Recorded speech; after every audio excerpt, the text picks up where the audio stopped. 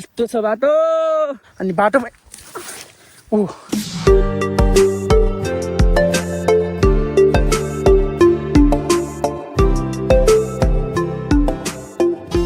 Hello everyone welcome back to my channel. अनि आज चाहिँ तपाईँहरूलाई चाहिँ म चाहिँ चुचेढुङ्गा यो चाहिँ सानो सर्ट हाइक गर्ने ठाउँ हो होइन।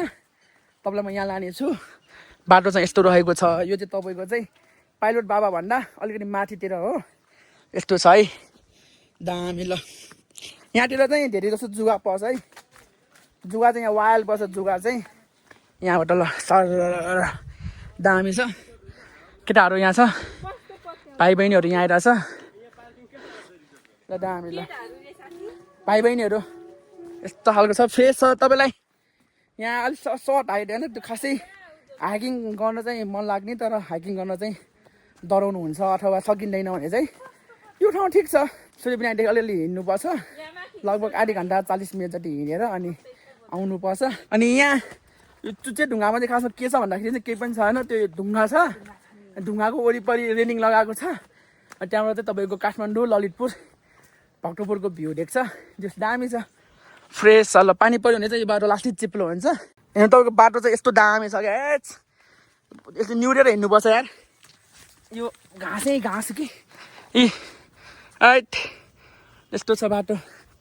यसरी निहुरेर हिँड्नुपर्छ। के गर्नु, टाउकोमा जुगा पऱ्यो भने तनाव हुन्छ। ल यस्तो छ बाटो। हैट भेरी भेरी रिस्की, मजा आइरहेछ। खासमा हामी चाहिँ तपाईँले अस्तिको ब्लग हेर्नुभयो होला, हामी चाहिँ त्यहाँ माथि तल माने डोबानमा गएर ट्राउट खाएर आएको। अनि बाटोमा ऊ देख्यो यसो ल छ क्या झन्डैले यार, मेरो आइफोन झन्डैले खसेको। हैट हैट कस्तो चिप्लो यार। हैट लडेको भए त। ल यहीँनिर हो दामी हेर्नु। यही हो चुचेढुङ्गा भनेको चाहिँ। लभली ठाउँमा पुग्यो। ल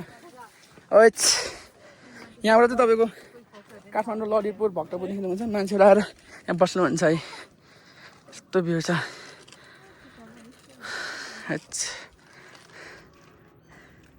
यो उयो चाहिँ पाइलट बाबा, तपाईँको यो चाहिँ पाइलट बाबा।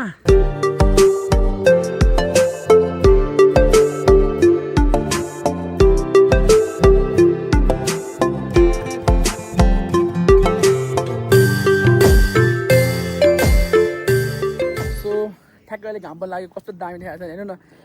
पछाडि कस्तो दामी देखाएको छ होला है आकाशमा। सो यस्तै रहेको छ। यहाँ त देख्नुहुन्छ कस्तो दामी भ्यू छ है।